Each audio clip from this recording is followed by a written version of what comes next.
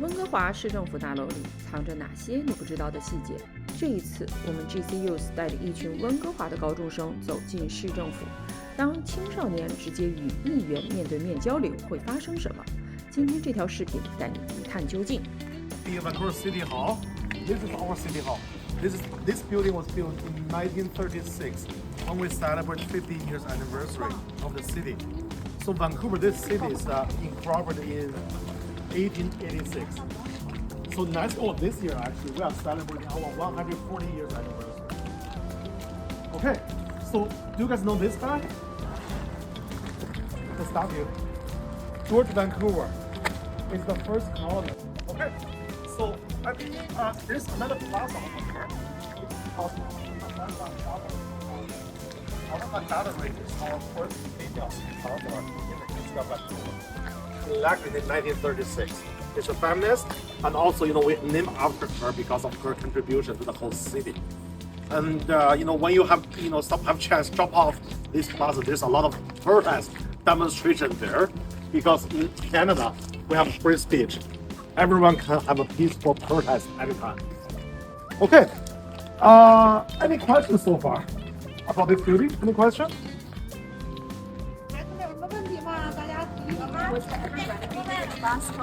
Well, there's always renovation, but this building is not seismic approved. So that means if there's a big earthquake, this building is going to be falling down. But a lot of employees, they have moved out. This is not the only building city owned. We have a lot of office, a lot of buildings. So only city manager, mayor, and the city council are working in this building right now. So that means if there's an earthquake, all the top people in the city, it's going to be all died. Why we need the mayor in the dangerous building? That's right. But there's always discussion. We should have a new city hall for the city. But of course, the budget is always a big concern. When we built this building in 1936, it cost about $1 million. $1 million. But this building right now is probably the most famous heritage building in the city of Vancouver. I don't know how much money this building worth right now. Probably billions of dollars right now, but Anyway, let's go into the building. Okay? As you guys can see, today is Sunday, so not too many people working in this building. But on a normal day, there's a lot of people working here still. Okay, let's go this way. Okay, so this is the place where we normally do the press conference and announcement. So if there's a major announcement for the city, that's the place. And feel free to take some photo if you want. Wow!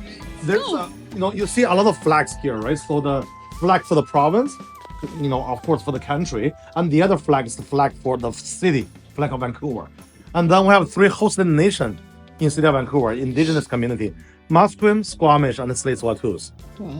Okay, feel free to take some photo if you want to. Go.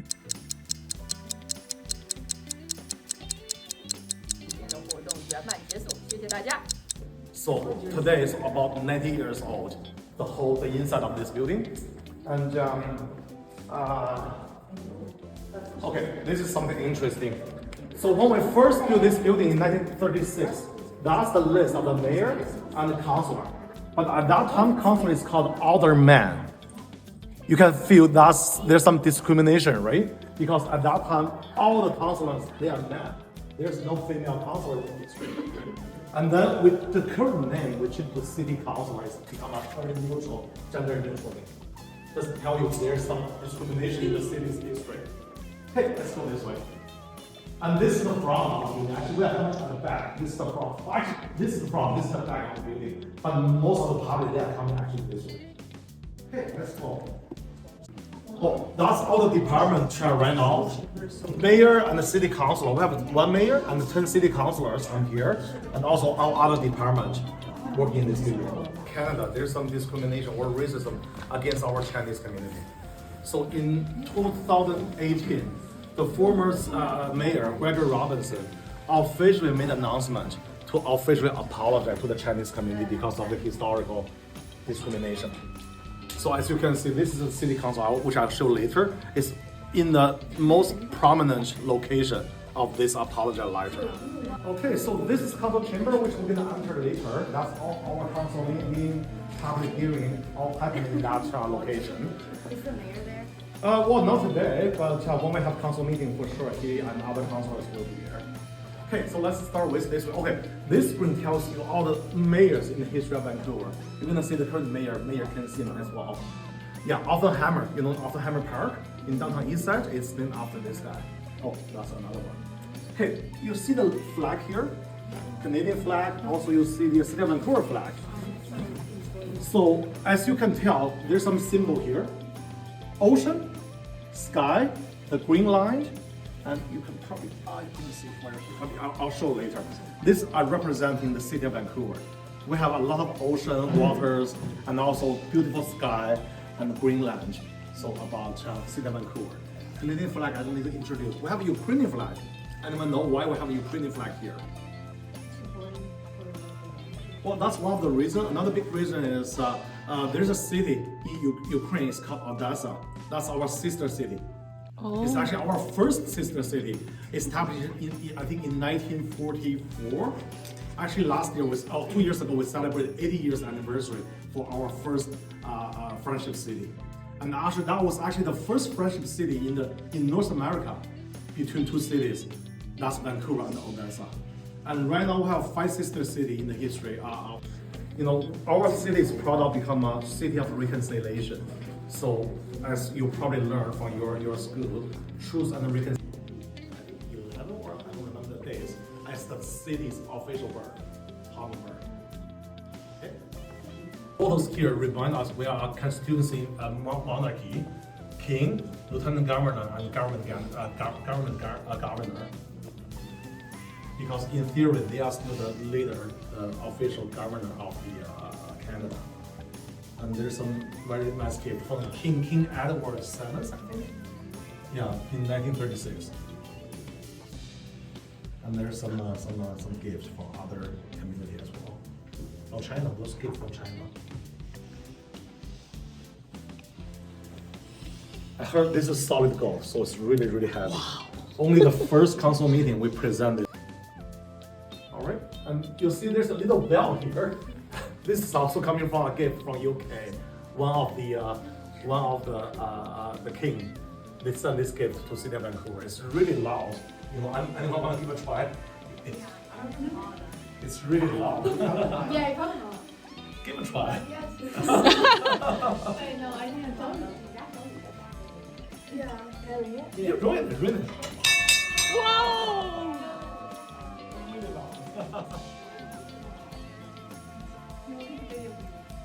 This is council chamber. Around the council chamber is our city councilor's office. Mayor's office is just right there. But let's go to the council chamber first.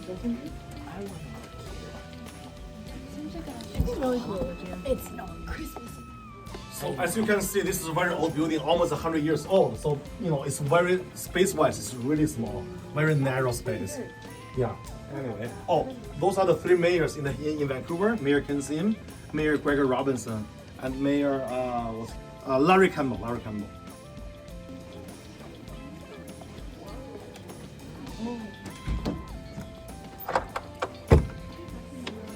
Wow. Yeah, I can take photos anyway. So this is council chamber, and when we host council meeting, public debate, public hearings, all happen right here. My seat, as you can see, Councilor Lenny Zhou is my seat over there. Yeah, if anyone want to take a photo, feel free to go there. Wow. Yeah, no problem. There's a small gobble there. Is this like the teacher's chair? Wow. Yeah, feel free to take a photo.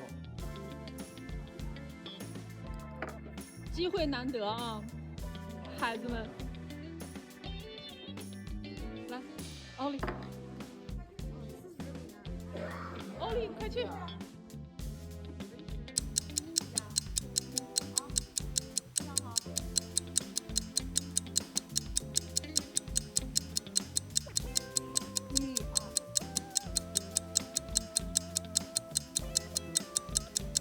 Lifetime council meeting. And also, I really hope that I really encourage our young people, you know, participate into the civic affairs and probably stand up and speak for some issue that you are very interested in. That's when people stand up. That's the conversation. And normally the media will be over there.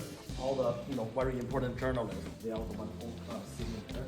And city staff and public, and also public. There's an overflow space. If we're running out of space, people can go to upstairs and sit there as well.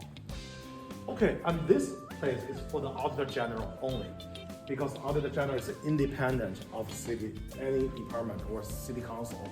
So to display the independency of the auditor general, he's the only one using this chair.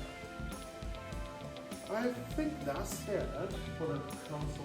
Oh, normally city clerk.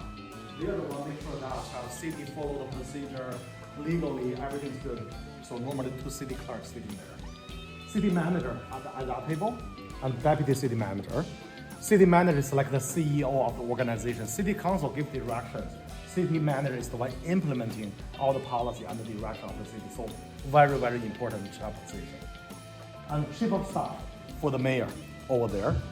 So chief of staff is probably the most senior advisor for the mayor. Votes. We have 11 people, as you can see. We have 11 votes, but the mayor only counts for 1 vote. So in some other perspective, actually councilor's vote is even more important than mayor. Some people say mayor has a huge power, but actually that's not the case in Sydney, Vancouver. We are using a wig mayor system. So the vote are the equal. Yes, he has 1 vote. I have 1 vote. Yeah. It's the same. Yeah. It's the same. Okay. Yeah. So that's why when the mayor belongs to a ruling party, it's much easier to make a decision. We have 7 out of 11 votes. But in 2018 to 2022, at that time the mayor Stewart is only by himself, and no other parties is in the same party as the mayor Stewart. So it's really difficult to make decisions, really difficult to move things along. So that's why mayor is actually what I only call is like only the icon of the city. That's it. Does not have too much the real powers. Its real power is coming from collectively coming from the city council. Okay, any other questions? I'll show you guys this elevator. This is very important, very interesting elevator. Okay, I'll show you guys this elevator. This is what we call secret elevator. Mm-hmm. So only accessible by the mayor and council. Okay. So what happens is when there's a big demonstration protest over there, we can take this very small elevator going down to the parking lot. As you can see, very, very small. You can only fit like 4 people there. Wow. Huh. Yeah, you can go inside. Let's try. 是不是 4 people? Very small, very old elevator. 1, 3, 4. For lady 6.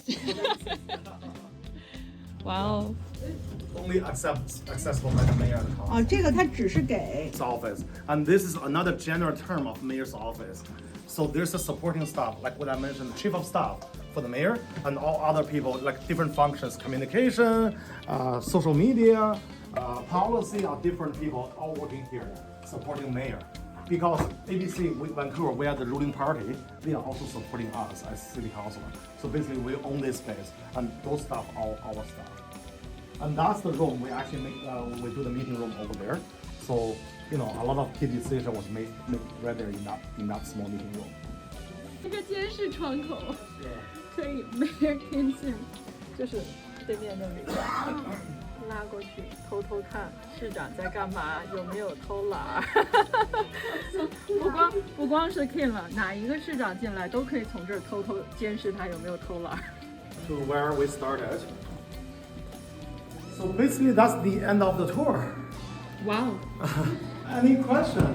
Yeah. Youth targeted programs, many students often do not take initiative because there's a disconnect in information between the 2 groups. As student ambassadors of GC Youth, we would like to bridge the gap between students and City Hall opportunities. Therefore, if we were to do so, what do you think is the most preferred method of contact for Summer, Italian community, quick day. Also our Lunar New Year parade, so many different events. So participate, engage with those cultural community, and you feel the diversity. Yeah. Just building on that question, GCU has previously collaborated with a non-profit organization that's student-led and federally registered called the Recovery Alliance. and whose like goal is basically to rescue surplus food from farms and then redistribute that food back to like local food banks. And within the first 15 months of this like nonprofit organization being created, we've already donated £20,000 or $20,000 worth of food and collaborated with like Amazon, Public Health BC, Project Hastings. And my major question is that if we wanted to request federal or like funding from City Hall, where do you recommend that we would start? Okay, good question. So yeah, you talk about Project Hastings. I've been supporting them from the very beginning. So they apply some of the city grant, city funding. So City of Vancouver, we offer a wide range of grants. Check our website, just search City of Vancouver grant programs. You're gonna see 20 or 30 different grants programs. We support food distribution, art and culture, events, a lot of different events. So to be eligible for to apply the funding, you have to be a non-profit organization. Also, the event you are hosting will be in City of Vancouver.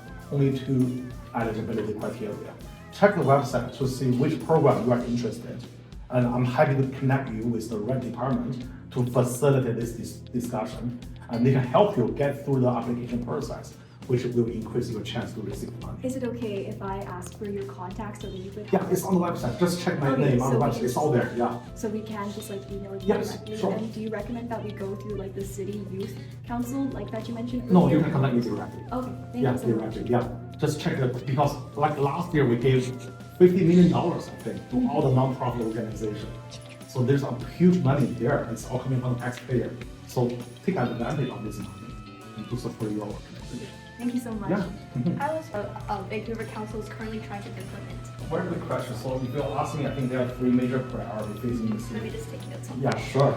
Yeah, so first, public safety. Because of after the pandemic, there's a racism against the Chinese community or Asian group in general, and also because of mental health issue on the street. So it generates a lot of public safety issue, and people don't feel safe in the past many years. And there's a random assault happening in city street, which is really dangerous. Random assault is random. The victim could be you, could be me, could be your friends, right? So, but under this city council, public safety is the #1 priority. So Vancouver Police Department, they were never got enough funding.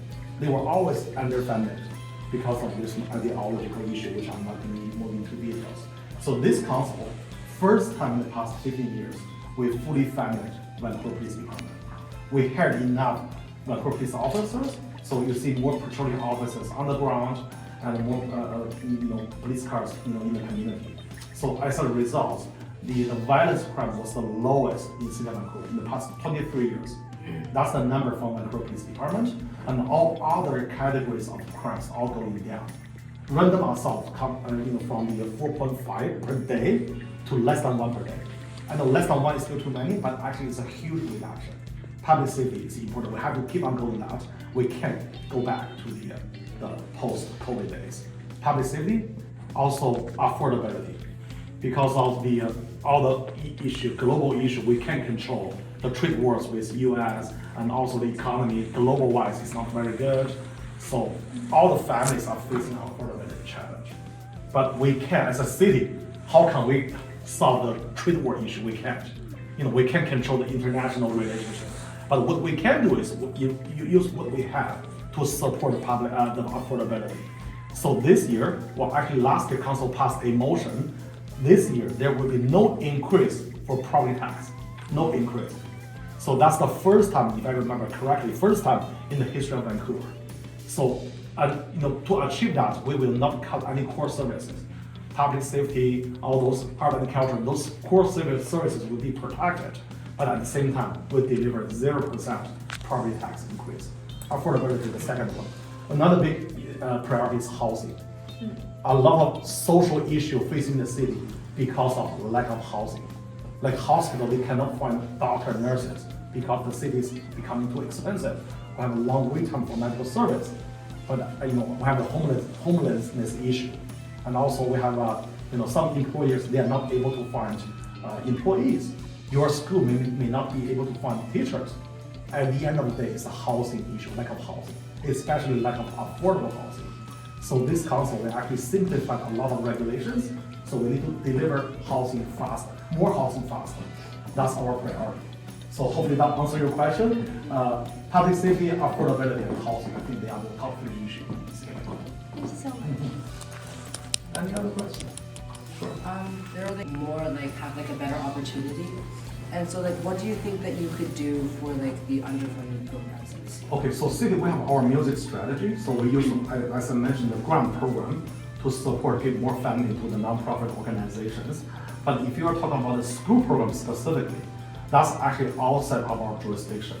Why? As you all know, we have 3 levels of government: federal, provincial, and municipal. Each government is responsible for different things. Although City of Vancouver, we do a lot of jurisdiction, not within our jurisdiction, but the school is actually the provincial jurisdiction. It's in the education program. But the provincial government is in a huge deficit right now, $12 billion. I think that's the highest in the history of the province. So I don't know if they have enough funding to support our school. But city, we can only do what we could, use our taxpayers' money in Vancouver to support through our grant program. But in general, improving the education system, we have no ability to do. Okay. Ollie, yeah. Graduate students often face both tuition debt and high rents. What targeted policy exists or are planned to support this group once they finish their studies at universities? Okay, so again, education is not within our jurisdiction. Again, that requires the support from the provincial government. But what we can do, you mentioned about the rent. So again, the high rent was because of lack of housing. If you have a huge demand but you do not have enough supplies, as the basic economic question, of course the cost going up, right? So that's why we use what we have in our toolbox to deliver more housing faster. So as the number shows, the rent compared to last year is going down. It's going down, I think, by 10%. So that's what we can do to support our students. Also, because city, our unique power is land use. So we use our land use policy to support more student housing. Well, but that's only for the student in the university. But after they graduate, probably not eligible. But that's what we can do to support university students. Yeah. Okay. Then if students are expected to live further away due to high rents, what does the city address in increased transit costs and commute times? Yeah, also very good question. But again, you're asking a question not within our jurisdiction. Transportation is, again, provincial jurisdiction. You have TransLink, right? You have a Ministry of Transportation. We are the one responsible for the city transit, but not like highway or SkyTrain or the public transit. It's not within our jurisdiction. But what we can do is, again, using our toolbox to support more like bike lane, right? So like support more rapid bus lane. That's what we can do. But in terms of funding the transit service, we don't have that jurisdiction to do. And it's not fair for City of Vancouver's residents or taxpayer to pay for the whole province or Metro Vancouver's transit system. It doesn't make sense at all.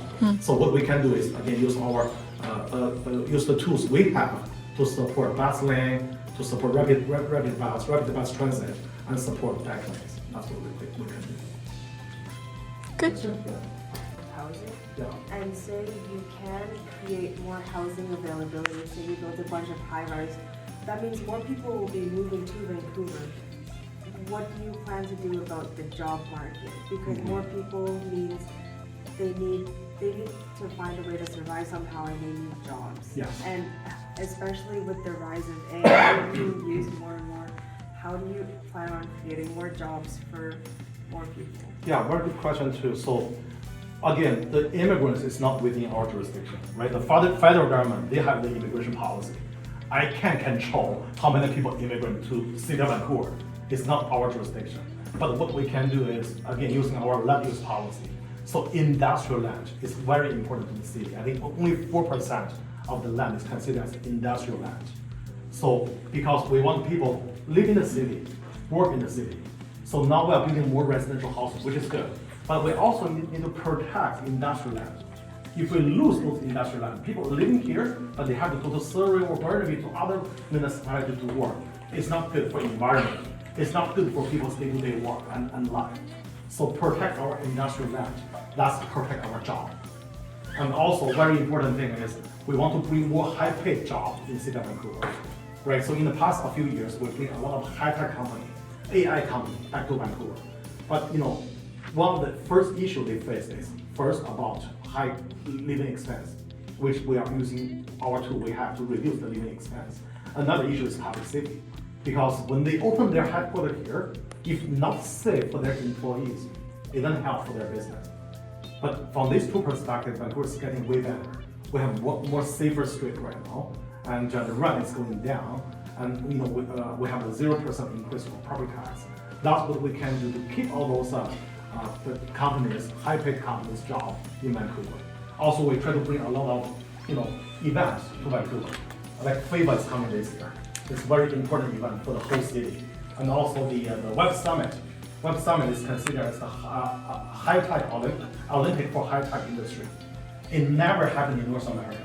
Since last year, Web Summit will host their annual conference 3 years in a row in the city of Vancouver. Last year, this year, and next year. And that's all the opportunity. Let's put Vancouver on the map. And let's bring more, visibility and more economy and more high-paid jobs to the city. So to answer your question, protect the industrial land, bring more events, making the city safer. That's what we could do. But as many of these questions here, a lot of issues, they are very complex.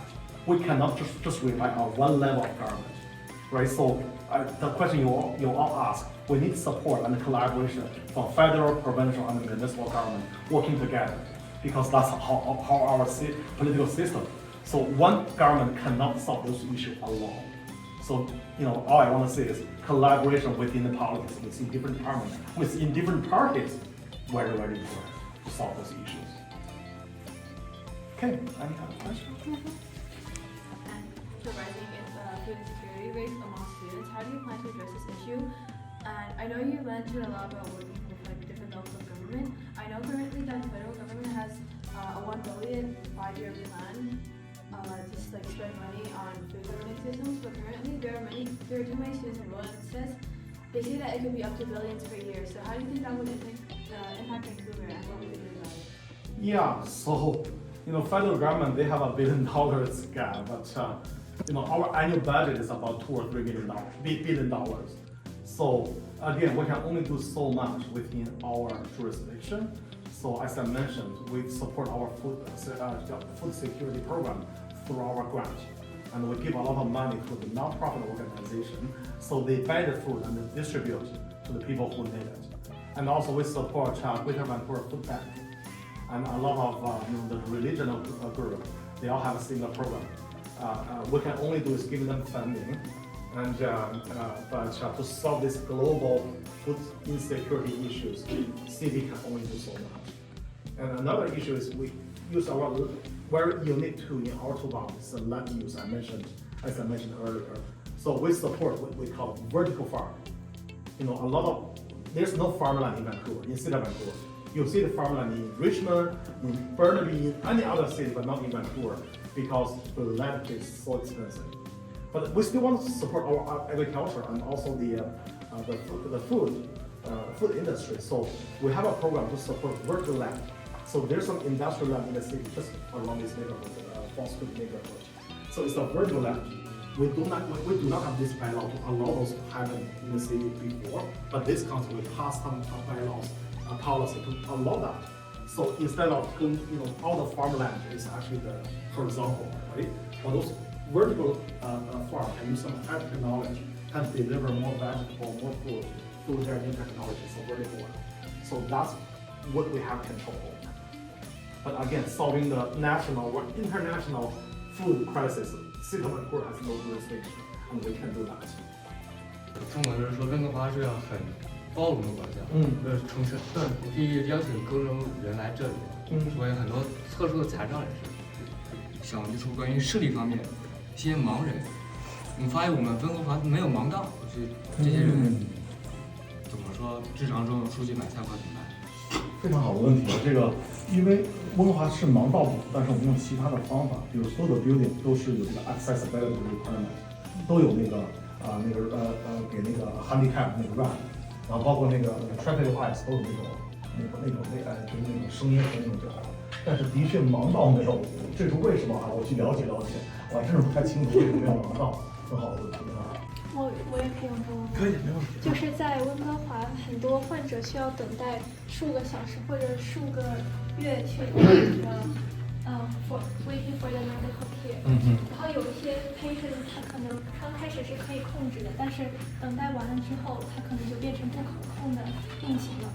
那 government 对于这些，就是 government 在这个 waiting time 里面的时候，它是怎么能确保每一个 patient 都能 receive equal and fair care while waiting？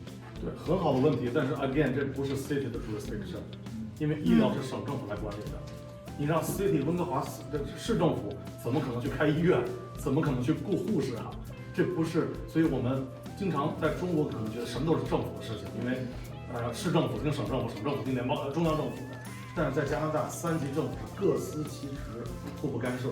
刚才说的教育和医疗这两个都是重要的省政府的职责，所以我们没办法直接去管。像我之前在儿童医院工作，我之前做政治之前，过去15年都在医院在医疗系统工作，但是那是省政府的职责，市政府我们是没有这个时间和精力和没有资源去做这个事情的。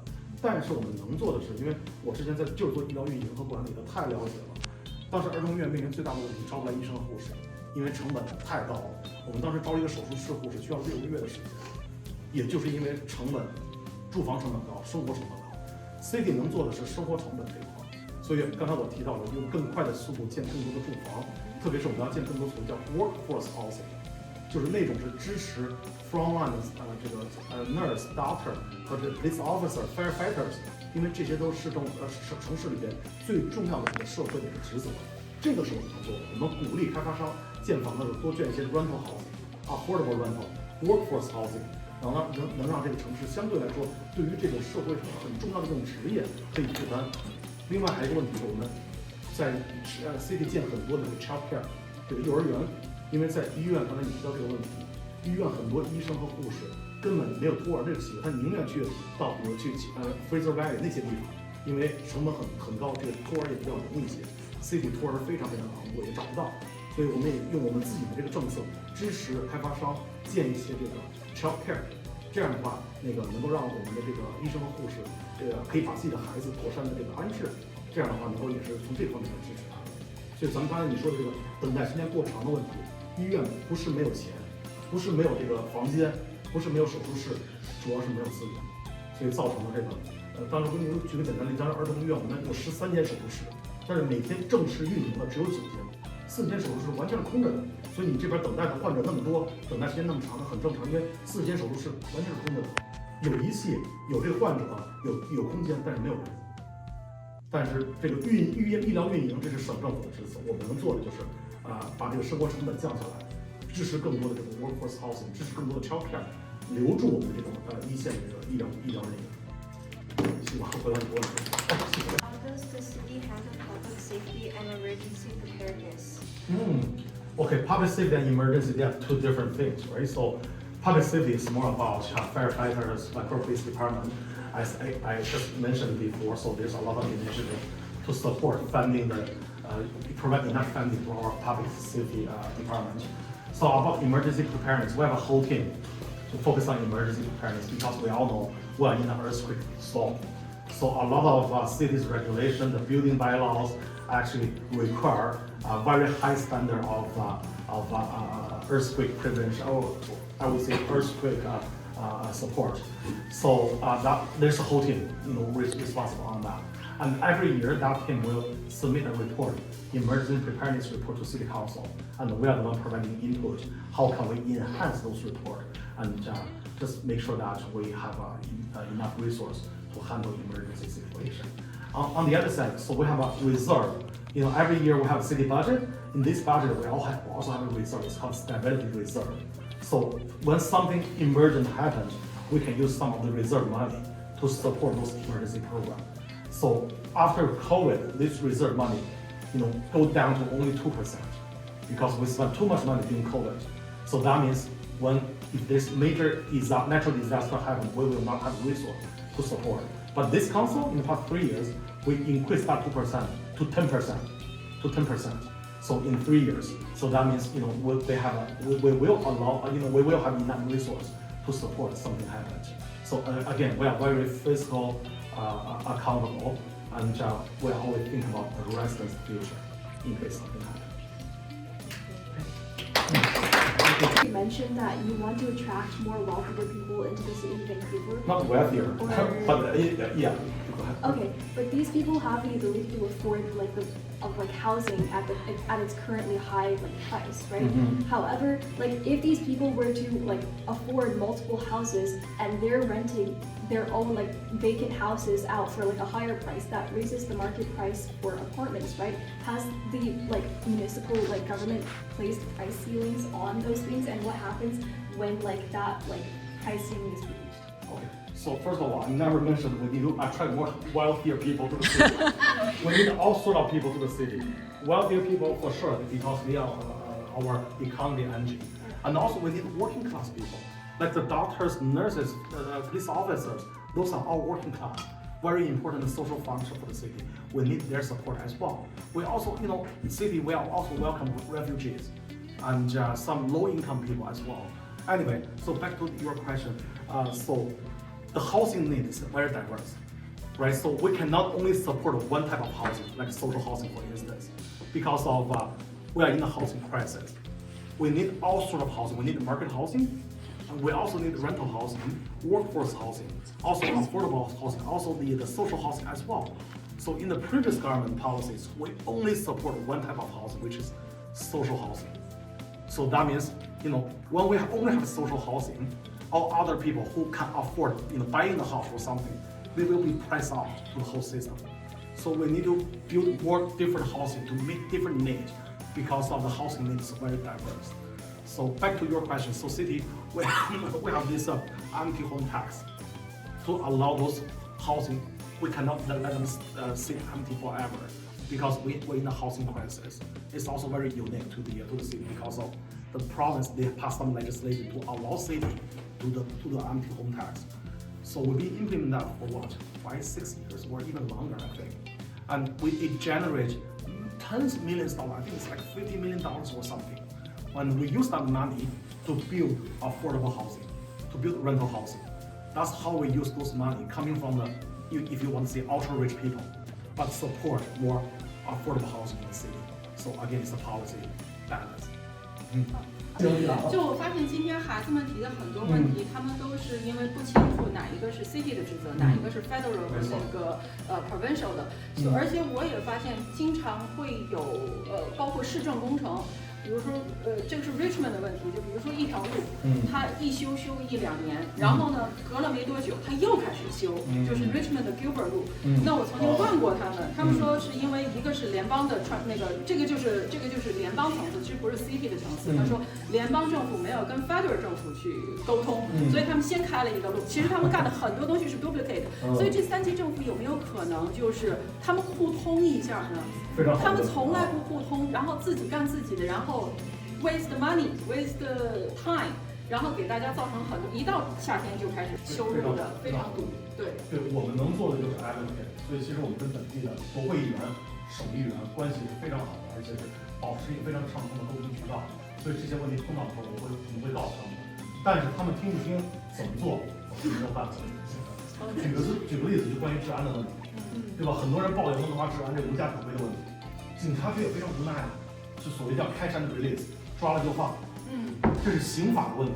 我们是个法治国家，温哥华警察局必须按照法律来做。我们刑法就这么松，所以抓了就放。温哥华警察局也非常无奈，好不容易抓了，费了这么多资源，但是我们刑法太松了，立刻就要放掉。但是修改刑法这需要联邦政府来做，因为刑法不是每个城市有自己的刑法，是联邦政府这个刑法。然后省政府。他们因为这路上无家可归的很多是精神健康有问题的，还是回到这个问题，医疗、精神健康这都属于省政府管辖的。我们医院、我们市政府不可能自己去开家精神健康院的、精神健康医院去管这些人，不可能的，所以得需要省政府去开这个精神健康的这个治疗，甚至对一些严重精神健康的患者提供强制治疗。David Eby 咱们的省长在去年跟我们开了一次招待会，他当时 promise 在温哥华要建精神健康疾病的床位。到现在1年半过去了，在温哥华建了几个？0，1个都没有。总共建了40张床，在全省，在Surrey和 Maple Ridge，在温哥华建了0。但是温哥华是最需要的。我们能做的怎么办？我们只能 allocate， 只能不断给他们施加压力，但是我们没法去雇医生护士，自己开医院，对吧？所以就回到这个问题，温哥华警察局，我们还回到市政府的职责，我们能做的是，一旦出现公共安全的问题，我们第一时间介入，去防范，去打击那些黑帮，这是我们能做的。但是因为那些人就是 homeless 就把他抓起来，我们做不到的。